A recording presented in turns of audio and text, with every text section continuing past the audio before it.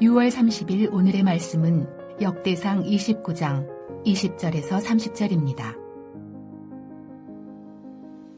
다윗이 온 회중에게 이르되 너희는 너희 하나님 여호와를 송축하라 하매 회중이 그의 조상들의 하나님 여호와를 송축하고 머리를 숙여 여호와와 왕에게 절하고 이튿날 여호와께 제사를 드리고 또 여호와께 번제를 드리니 숫송아지가 1000마리요 순양이 1000마리요 어린 양이 1000마리요 또 그 전제라. 온 이스라엘을 위하여 풍성한 제물을 드리고 이날에 무리가 크게 기뻐하여 여호와 앞에서 먹으며 마셨더라. 무리가 다윗의 아들 솔로몬을 다시 왕으로 삼아 기름을 부어 여호와께 돌려 주권자가 되게 하고 사독에게도 기름을 부어 제사장이 되게 하니라. 솔로몬이 여호와께서 주신 왕위에 앉아 아버지 다윗을 이어 왕이 되어 형통하니 온 이스라엘이 그의 명령에 순종하며 모든 방백과 용사와 다윗 왕의 여러 아들들이 솔로몬 왕에게 복종하니 여호와께서 솔로몬을 모든 이스라엘의 목전에서 심히 크게 하시고 또 왕의 위엄을 그에게 주사 그 전 이스라엘 모든 왕보다 뛰어나게 하셨더라. 이새의 아들 다윗이 온 이스라엘의 왕이 되어 이스라엘을 다스린 기간은 40년이라. 헤브론에서 7년간 다스렸고 예루살렘에서 33년을 다스렸더라. 그가 나이 많아 늙도록 부하고 존귀를 누리다가 죽음에 그의 아들 솔로몬이 대신하여 왕이 되니라.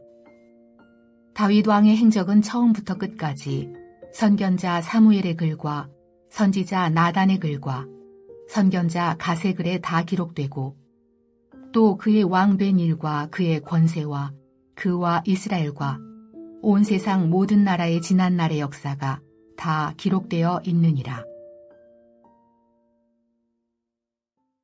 역대상 29장 20절에서 30절 말씀을 함께 묵상하겠습니다. 오늘이 6월 마지막 날이며 역대상 묵상도 마지막 날입니다. 6월 1일부터 시작된 역대상 말씀 묵상을 꾸준히 하셨을 텐데요. 여러분, 역대상을 묵상하시면서 어떤 마음이 드셨고 어떤 깨달음이 있으셨는지요? 교제하면서 그 이야기를 나누고 듣고 싶기도 합니다. 한 달 동안 역대상을 꾸준히 묵상하셨다면 역대상을 기록한 저자의 의도를 선명하게 이해할 수 있었을 것입니다. 몇 번의 설명을 드렸듯이 역대상은 이스라엘 백성의 족보와 언약궤의 이동, 그리고 전쟁에서의 승리, 성전 건축의 준비와 솔로몬 왕의 즉위가 주요 내용입니다. 여기서 전쟁에서의 승리가 중요한 요인 중 하나였는데요. 이 전쟁에서의 승리는 하나님께서 함께 하시는 전쟁은 반드시 승리한다는 것도 중요한 의미이지만 언약적 관점에서 본다면 아브라함과 맺은 언약의 성취입니다. 하나님께서는 아브라함에게 가나안 땅을 선물로 주시겠다고 약속하셨고 이 성취를 위해서 여호수아를 부르시고 가나안 땅을 정복하라 하셨습니다. 하지만 이 땅의 사람들이 너무나도 강대해서 그 모든 땅을 차지할 수 없었지요.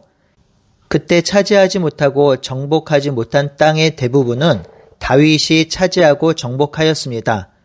그러니 역대상은 이스라엘 나라가 회복하려면 결국 하나님과의 관계가 회복되어야 하며 이 회복은 구약적 관점에서 볼 때 성전과 성전의 기능, 그리고 성전에서 제사하는 자들의 삶이 회복되어야 하는 것입니다. 역대기 기자는 지금 백성들에게 그것을 가르쳐주고 있고 설명하고 있는 것입니다. 이런 관점에서 볼 때 역대상 마지막 단락은 우리에게 아주 귀중한 적용점을 제공합니다. 토요일과 주일 본문이었기 때문에 우리가 마지막 단락을 자세히 살피지 못했는데요. 토요일, 주일 본문 28장과 29장은 성전 건축을 할 때 다윗의 마지막 당부가 기록되어 있습니다. 이 당부는 하나님이 모세에게 당부한 것과 거의 비슷하며 성전 구조도 모세에게 말한 것과 거의 비슷합니다. 모세에게 성막을 만들라고 명령하심은 출애굽기 24장에서 40장까지 기록되어 있는데요. 백성들은 하나님께서 모세에게 명령하신 대로 성막을 지어야 했습니다. 그런 것처럼 하나님은 다윗에게 성전 건축을 어떻게 지어야 하는지 정확히 알려주셨고, 다윗은 그 말씀대로 성전 건축을 명하고 있습니다. 그리고 29장 전반부에서 마지막 당부를 하는데요. 이 마지막 부분 이후 솔로몬의 감사 기도로 마치고 있습니다. 여기서 강조하고 있는 것은 성전 건축이 다윗이 자기의 왕권을 강화하기 위한 것도 아니며 백성들의 요구에 의해서 지은 것도 아니며 전략적으로 부강한 나라를 만들기 위해서 지으라는 것도 아닙니다. 성전을 짓는 목적은 이스라엘 백성의 정체성을 올바르게 깨닫도록 하기 위함이지요. 이스라엘 백성은 하나님의 백성이며 하나님의 종입니다. 그러니 건축된 성전에서 예배와 제사를 드림으로 하나님이 어떤 분인지 깨닫고, 또한 이스라엘 백성이 어떤 존재인지 깨닫고, 또한 어떤 정체성을 가지고 살아가야 하는지를 깨닫는 것이죠.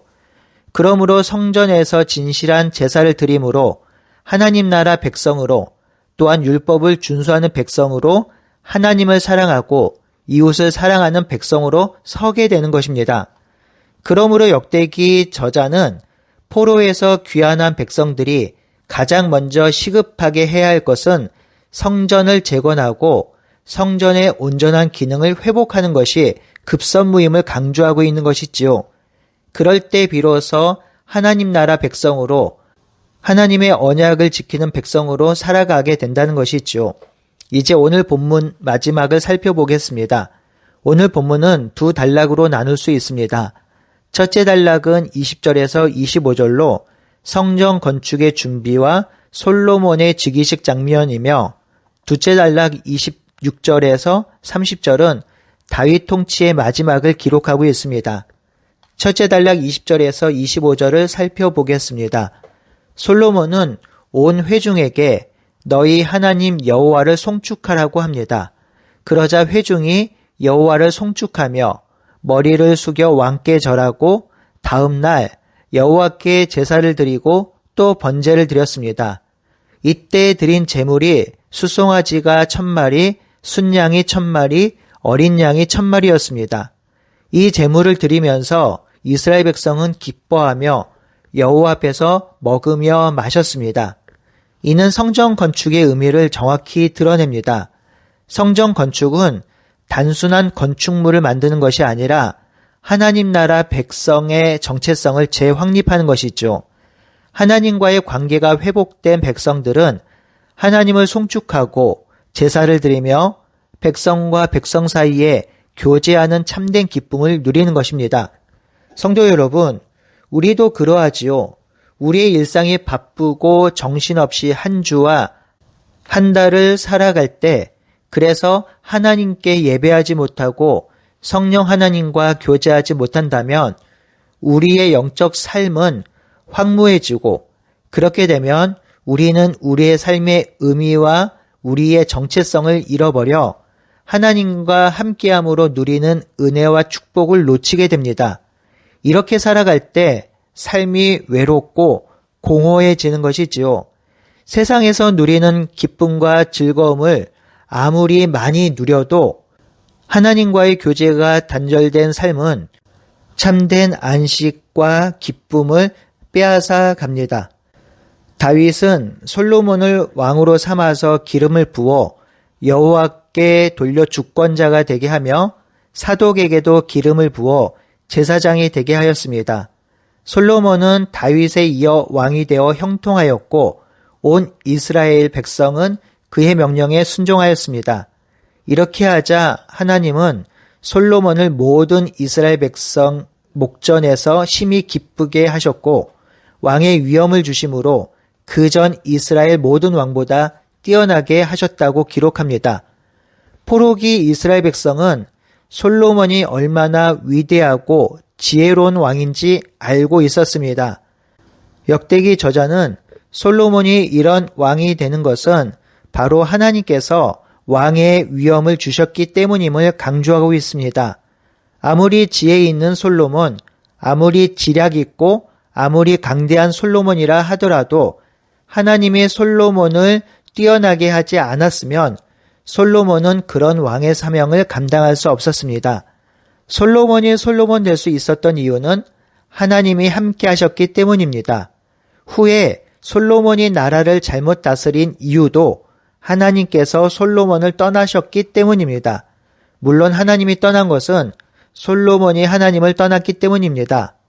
사랑하는 성도 여러분, 우리의 정체성이 무엇입니까? 하나님의 백성, 그리스도의 제자, 성령을 따르는 자입니다. 바로 하나님, 그리스도, 성령이 우리 정체성 앞에 항상 붙어 있습니다. 그러니 우리는 삼위 하나님을 빼면 아무것도 아니며 이 삼위 하나님이 우리와 함께하지 않으면 우리는 삶의 정체성도, 삶의 방향도, 삶의 목적도 상실하게 되는 것입니다. 그러면 우리는 이리저리 표류하게 되며 결국 세상 사람들의 삶의 방식, 세상 사람들의 목적을 따라 살게 되는 것이죠. 그러니 우리가 하나님을 따라 살아감으로, 하나님과 교제함으로 우리가 누구인지, 우리가 어떤 존재인지, 우리의 사명과 우리의 삶의 목적이 무엇인지 날마다 분별하고 그것을 깨닫고 살아가는 우리 모두가 됩시다.